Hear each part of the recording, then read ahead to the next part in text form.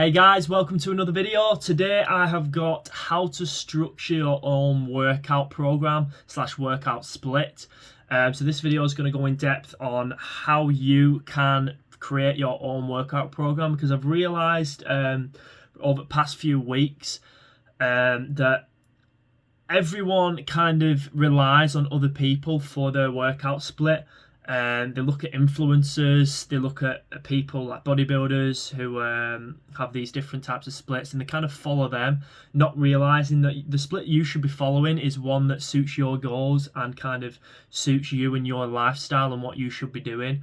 Doing a certain split like a push-pull legs or a full body might not work for you as it will for someone else. So I'm just going to go through all these different things and what you can do to implement and create your own workout split. So I hope you enjoy the video. Please like, and let's get into it. So the first thing that I'm going to go over when creating your own workout split is time needed within the gym. And this is going to vary from person to person. Someone who's got a quite busy lifestyle, has a job they need to be in a lot of hours during the day, they don't have much time to train. The first thing you're going to be thinking of is how much time are you willing to spend in the gym. For some people it might be an hour, for some people it might be they can easily spend 2 hours happily. Someone might even only be able to spend 30 minutes a day training. So that's something that you're going to need to think about when implementing and creating your own workout program. So what can you do in the time you have to effectively train well and make sure that you are effectively training hard and doing what you need to do to actually achieve the physique or achieve the outcome of your goals, basically. Now, number 2 is going to actually be goals. So this kind of ties into the last point. What are your goals? Someone who's doing their goals of strength training, their training split is going to vary and be different to someone whose goals are hypertrophy.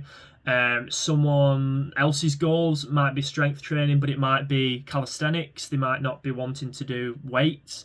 Another person, it might just be general health, general fitness. Another person might be running.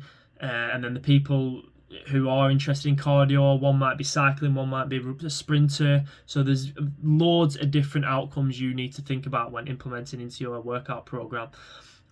So the main thing with that is to make sure you are setting up your program effectively to hit your goals. For example, someone who's more focused on powerlifting, strength training, you don't want to be training every day. You want to give you time for obviously CNS to recover, stuff like that, especially over months or a mesocycle when you are kind of doing your 1 rep maxes and stuff like that. Whereas someone who is just in the gym for general health and fitness, they can just go in, put up a sweat, do some cardio, kind of improve the cardiovascular ability, improve their heart health and the lung capacity and all that kind of stuff. Now, the next point is going to tie in slightly to the first point I made in terms of time you have free to train. However, it's going to be on a weekly basis. So you've got the time you can train in a day, which might be 40 minutes, an hour, 2 hours, whatever. Now you need to think about the time that you need free in a week. So someone might only be able to train 1 day a week. Someone might only be able to train 2 days a week. They might only be able to train on the weekend. So you're going to have to think about that a lot. So, for example, someone who is having to train on Saturdays and then they can only train again on, say, Monday. They're only having that Sunday rest period in between the 2 workouts, so they might have to split the body up rather than do like full body split, something like that. So that's another thing you need to think of, how you're setting up your workouts day to day throughout a weekly basis to actually hit your goals and achieve your goals within the gym. Now, number 4, this is going to divulge into kind of more into your workout routine. Now, this is more for kind of, well, it can be for anyone, but it's more for your weightlifting kind of people. It's effectiveness of exercises. So you need to be picking exercises that are effective for your workout, for your goals rather, within your workouts.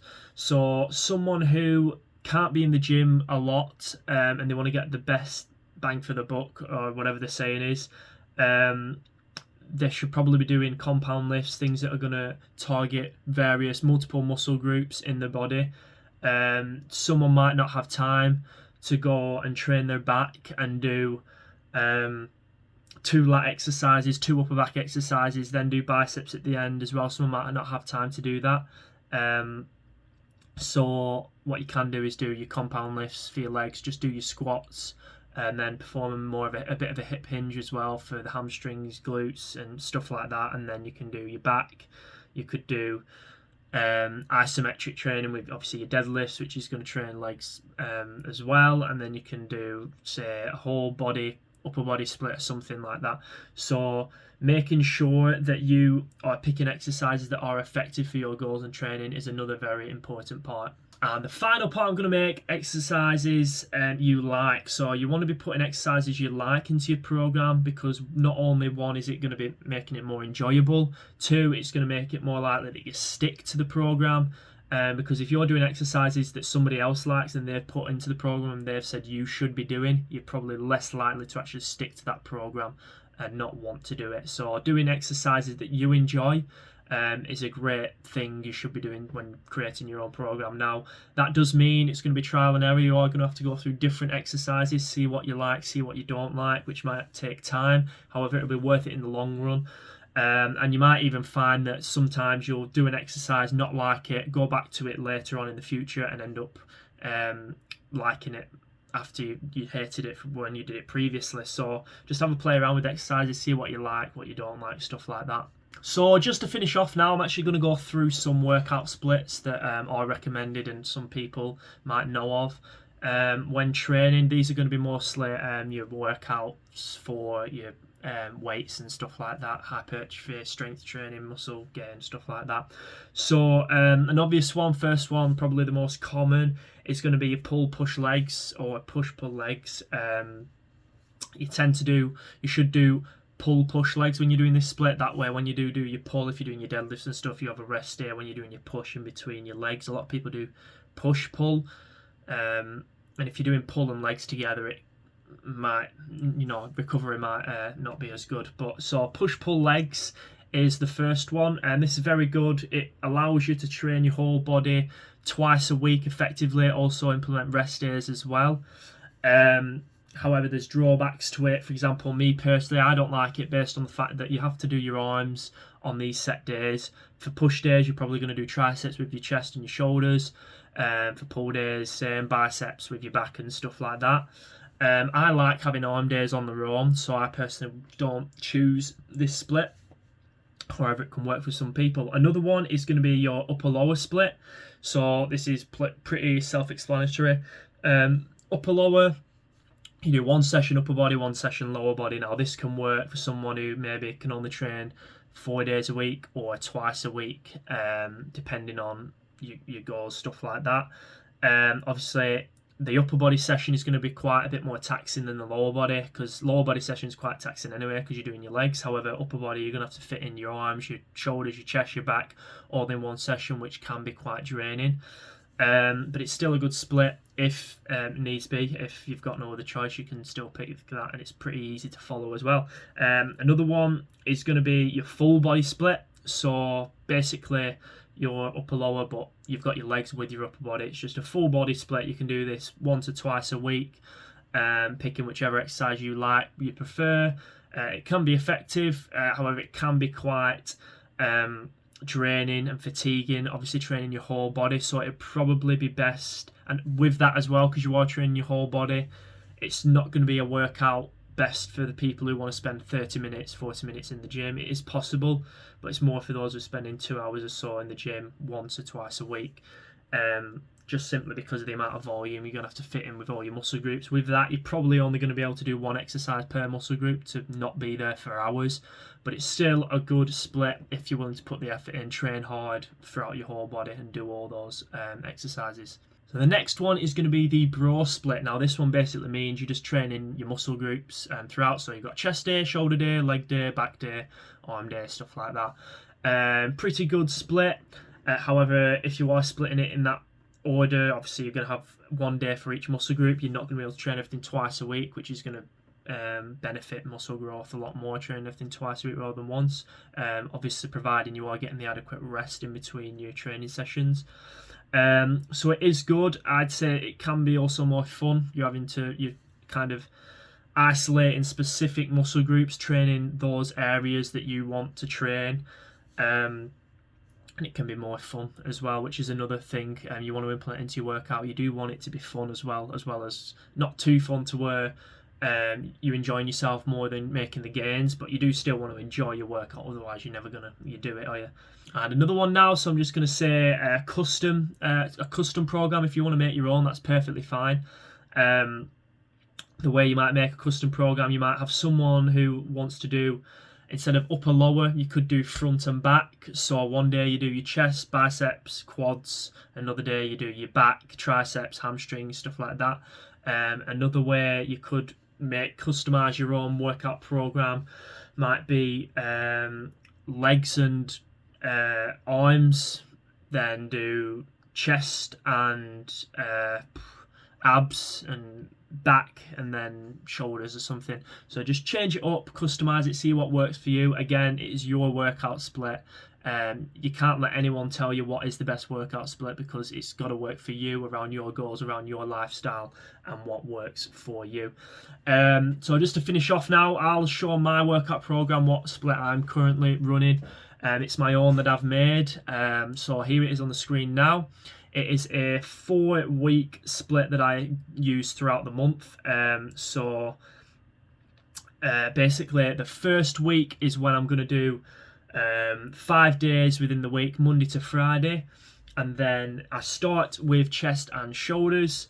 And you'll notice I also end with chest and shoulders as well. So all the other 3 splits are in the middle of those. So you've got your back, your legs, and then your arms. And then you have your Saturday, Sunday rest days. And then week 2, same structure. However, it's now changing. So week 2, you've got your back at the start, back at the end. And then on week 3, legs at the start, legs at the end. Week 4, arms at the start, arms at the end. Now with this split, the reason I did this is because I wanted a split personally for me where I had the weekends off on rest days, because I knew I wanted to start implementing rest days, because my previous split was a 7-day split. And it was getting too much training 7 days a week, as much as I enjoyed it, because I wanted those rest days at the weekend so I could be more social and do other stuff as well. So I implemented the rest days Saturday, Sunday. Now my only problem was I wanted to try and train everything twice a week to be the most effective if I could, but I also didn't want to just do an upper lower and neglect my arms. I like having specific arm days where I just train arms.